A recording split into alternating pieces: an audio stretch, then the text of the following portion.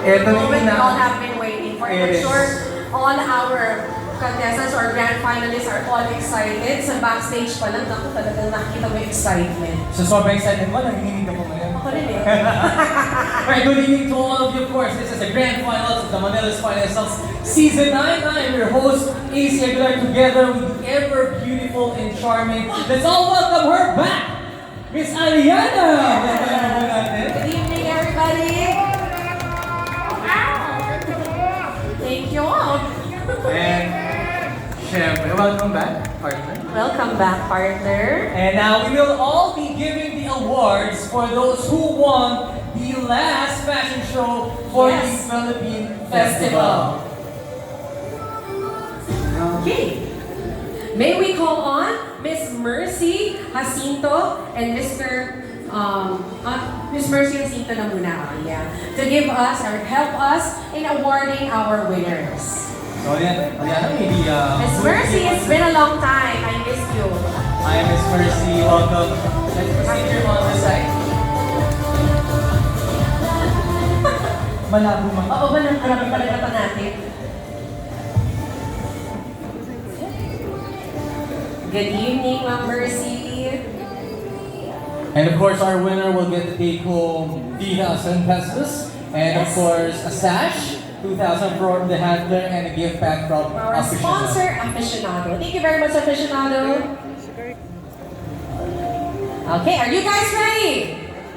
So, what we are going to give tonight is the winner. Actually, alam naman na natin yung Philippine Festival winner natin. Okay, so this is the time that we will officially award them.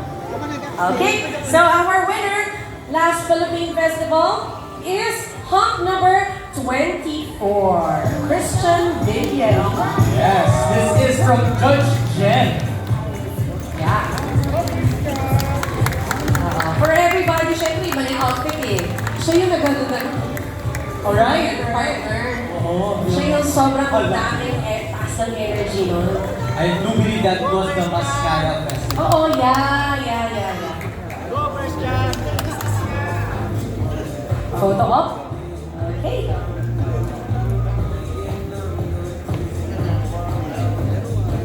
Alright, kindly stay here on the side first, and now let's give an award, of course, to Sir Jonathan's Philippine Festival winner, Hunk number 25, Kirby Labrusca. Alright.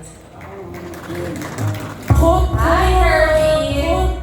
Siya yun naman yung may dalang Pahiyas Festival. Yes, no? may dala pa siyang effort yun eh. Yung meron pa siyang bahay na dala. movable prop. Of course, Very good. You will also get a day of 3,000 pesos, 2,000 to our handler, Aficionado gift packs from our sponsors, a sash and a plaque as well. Yes.